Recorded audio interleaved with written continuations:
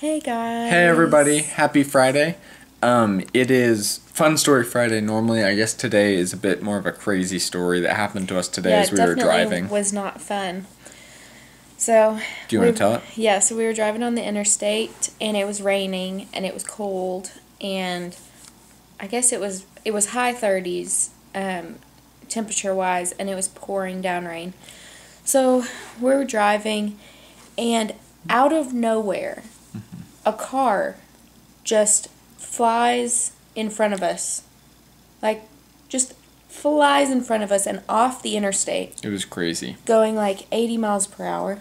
Like, veered off the road. It looked like something from a video game. Like in Mario Kart, when one of your people you're driving against, they're driving and they overcorrect and they just fly off. That's exactly what happened. So this person hydroplaned and they go off.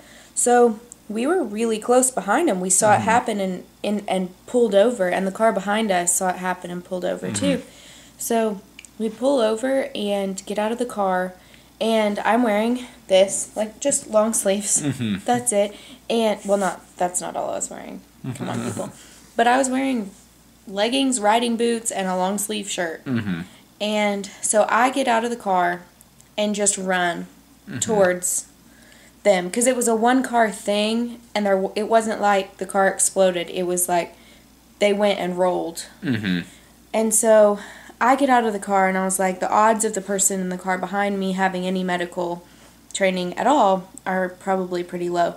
So I get out, and I start running, and it's the side of the interstate, and it's like kind of down a slight slant of a hill towards a creek bed. And so I start running, and then I realize no one called 911. So Christopher, at this point, had gotten his jacket on and was at our car. And I just scream, "You need to call 911!" He was like, "Got it!" So he's calling while I'm running. The person that was in the car behind us gets out and starts running behind me towards this car. Sorry, I'm hurting your hip. And so anyway, we get there, and the car had landed. It had gone off the interstate and just landed on its side like that, but had not rolled several times, just landed on its side and hit a tree, actually, and the front end of it was just hovering above the water. It hadn't hit yet, but the tree had stopped it. It had gone through like a fence and everything. So we kind of check out the situation and look. Me and the guy in the car behind us, Chris comes up at this point saying he called. I grabbed Abby and I's coats because it was like pouring rain and really cold. And 36 degrees. And so I called 911 and like told them kind of where we were and what had happened, and that my wife was a nurse and was getting to the scene. And I didn't know how the guy was yet because I hadn't talked to Abby, and it was like 100 yards or so away from the car. And I was like, "Do y'all want me to like call you back?" Because they asked me to tell them how the guy was, if they needed to send an ambulance. But I bolted, and he just came after us because he was on the phone with them. So I hung up and I went over to them, and almost at that time the guy was like getting out of the car. Yeah, so he climbed out of the back window. That was the only window that broke, was the back window. It was a Toyota. It was something the size of like a Prius, kinda. I think so. Yeah. Or a Ford. Anyway, I don't remember what kind of car it was. So he climbs out the back window, and before anybody else got over there, it was just me near the car, and I was seeing, because, you know, if the car's gonna explode or something, I can't be near there. But anyway, it looked okay. So I holler in there, "Are you okay? Are you okay?" And he was like, "Yeah, I'm okay. I'm okay. I'm trying to get out." So he's trying to get out the back window, and then I see him move a car seat, and I was like, "Oh, crap. There's a kid in the car." But there wasn't. I screamed in there again. Christopher's watching Harry Potter on the TV. I screamed in there again, "Are you the only person in the car?" And he was like, "What?" And I was like, "Are you the only person in the car?" And he said yes. And so he gets out, and he was clearly in shock. I asked a couple questions, like, who are you? Where are you going? You okay? Are you hurt?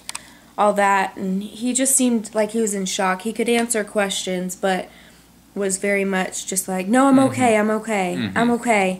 We were like, okay, you need to sit down or something. He was like, I don't want to sit down. So anyway, I think probably he'll end up just having some bruising from seat belts because the car stopped pretty quickly and all that, but the airbag didn't deploy, right? He said the airbag didn't deploy. I didn't see it. I couldn't tell, but I don't think it did deploy. It was an older car too, but I think he was just in shock of what had happened and was scared. But anyway, so then another couple shows up, or like had seen it happen, and they pull over and just kind of mosey on down. So I hung up with 911 and ran over and joined them, and we asked the guy several times if he was okay. He said he was, and some of the people kept kind of talking to him just to make sure. We tried to like get him to sit down. The guy in the car behind us said, "Well, just come sit in my car, you know, until they get here. It's cold." And the guy said, "No, I don't want to sit. I can't, you know." He was just in shock and didn't know what to do. I called 911 back and told him the guy said he was fine. They asked if he needed to bring an ambulance. I asked the guy if he wanted one. He said no, so I told him no. They sent one anyway, though. Luckily, yeah, a couple state troopers got there first, and we figured they would decide whether an ambulance needed to come or not. And we didn't have to give a formal statement or anything since the weather was so bad.